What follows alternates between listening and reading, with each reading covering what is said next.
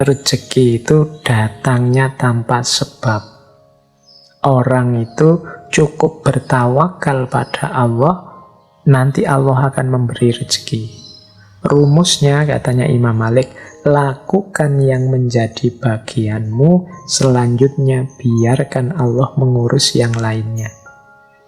Ini Imam Malik mengikuti hadis, kalau sabdanya Rasulullah, kalau kalian bertawakal pada Allah, sebenar-benarnya tawakal, Allah akan memberikan rizki kepada kalian, sebagaimana rizki kepada burung yang pergi dalam keadaan lapar, lalu pulang dalam keadaan kenyang. Jadi pendapatnya Imam Malik, rezeki itu tidak usah dicari, cukup orang itu jalankan tugasnya dengan baik.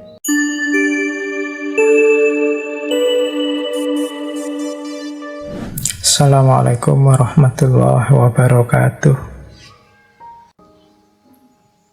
Ada dua kalimat dari Imam Malik yang berhubungan dengan zuhud. Yang pertama, kata Imam Malik, apabila seseorang itu zuhud, Allah akan memberi nikmat kepadanya. Yang kedua, zuhud itu bukan ketiadaan harta, namun mengosongkan hati darinya.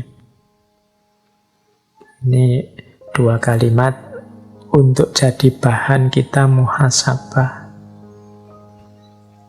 Jadi orang zuhud itu orang yang hatinya tidak terikat, tidak tergoda oleh dunia.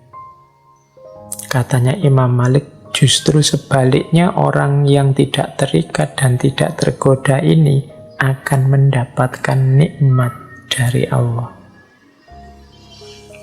Mungkin kalau pakai bahasa lain, kalau engkau tidak mengejar dunia, dunia yang mengejarmu. Ya tentunya atas seizin Allah. Jadi dengan cara zuhud, kita bisa semakin dekat dengan Allah, hati kita tidak sibuk dengan dunia, dan ternyata dunia yang mengejar kita, Allah yang mencukupkan dan memberi nikmat dalam hidup kita. Nah, ini mental semacam ini adalah mentalitas zuhud. Ya mungkin agak beda dengan kita, kalau kita ini kan masih banyak takut-takutnya dalam hal duniawi. Takut kalau besok tidak dapat pekerjaan, misalnya teman-teman mahasiswa. Takut apa cukup gajiku sekian, misalnya yang sudah punya pekerjaan. Takut kira-kira nanti saya bisa dapat jodoh apa enggak ya, misalnya yang jomblo. Ketakutan-ketakutan semacam ini menunjukkan kita belum masuk dalam kualifikasi orang yang zuhud. Orang yang zuhud itu tidak ada takutnya kalau urusan duniawi. Jadi kalau urusan dunia, mau apapun yang terjadi, seorang yang zuhud itu akan ridho. Tapi bukan berarti tidak mau bekerja, bukan berarti tidak mau kaya. Kalau mau kaya oke saja, bekerja ya dilakukan sepenuh hati sebagai tanggung jawab kemanusiaan dan tanggung jawab ketuhanan. Tapi hasilnya apa? Buahnya seperti apa ya, tidak jadi ukuran, tidak jadi hitungan. Satu-satunya ukuran dan hitungan hanya ridhonya Allah. Mental semacam ini namanya mental zuhud. Imam Malik itu imam yang kaya. Tadi saya ceritakan beliau ini suka menggunakan baju-baju yang mewah. Tapi kekayaan tidak nempel di hatinya. Ada beberapa kisah ini saya bawa ya. Misalnya ini ada contoh. Ada ceritanya Imam Malik. Jadi Imam Malik ini punya tabiat kalau orang memberi hadiah, ya diterima.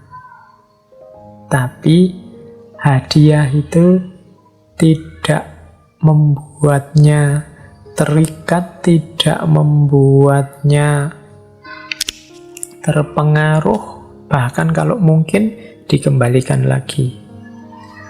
Jadi ada cerita, suatu hari beliau ini oleh wali kota Madinah diberi hadiah kuda yang indahnya luar biasa, pelanannya mahal. Nah, kuda ini oleh beliau diikat di depan masjid. Wah, semua orang kagum, termasuk Imam Syafi'i. Imam Syafi'i melihat kuda itu, wah luar biasa ini guru. Kudanya tangkas sekali, kudanya hebat sekali. Imam Malik tiba-tiba saja bilang, huwalak. Huwalak itu ya, sudah ambil saja. Oh. Padahal banyak orang kagum, banyak orang berdecak melihat kuda yang indah itu. Tapi bagi Imam Malik, itu bukan sesuatu yang nempel. Bukan sesuatu yang harus dipertahankan mati-matian. Tidak kok Imam Syafi'i dicarikan kudanya yang lain yang tidak selevel itu, ya enggak. Ada orang suka langsung diberikan saja. Itu menunjukkan dunianya enggak nempel. Loh, tapi kan pemberiannya masih diterima. Ya, pemberian diterima itu kan kemungkinan dalam rangka membahagiakan orang yang memberi. Jangan lupa, kebahagiaan itu tidak cuma saat diberi, tapi kebahagiaan lebih besar itu kebahagiaan memberi.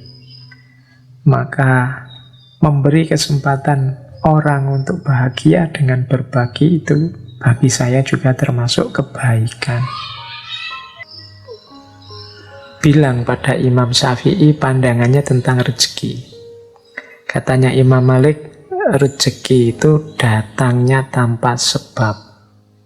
Orang itu cukup bertawakal pada Allah, nanti Allah akan memberi rezeki. Rumusnya, katanya Imam Malik, lakukan yang menjadi bagianmu, selanjutnya biarkan Allah mengurus yang lainnya. Ini Imam Malik mengikuti hadis, kalau sabdanya Rasulullah, kalau kalian bertawakal pada Allah sebenar-benarnya tawakal, Allah akan memberikan rizki kepada kalian sebagaimana rizki kepada burung yang pergi dalam keadaan lapar lalu pulang dalam keadaan kenyang. Jadi pendapatnya Imam Malik, rezeki itu tidak usah dicari, cukup orang itu jalankan tugasnya dengan baik. Yang guru jadi guru dengan baik, dosen jadi dosen dengan baik, yang tani ya kerjakan lahannya dengan baik, sudah. Rezekinya apa, berapa, seperti apa, itu urusannya Allah dan akan datang sendiri. Ini pendapatnya Imam Malik. Nah, Imam Syafi'i punya pendapat yang berbeda kepada gurunya. Wahai Syekh, karena tadi alasannya hadis seperti burung yang pergi dalam keadaan lapar lalu pulang dalam keadaan kenyang, Imam Syafi'i bilang, wahai Syekh, kalau burung itu tidak keluar dari sangkarnya, bagaimana mungkin ia mendapatkan rezeki?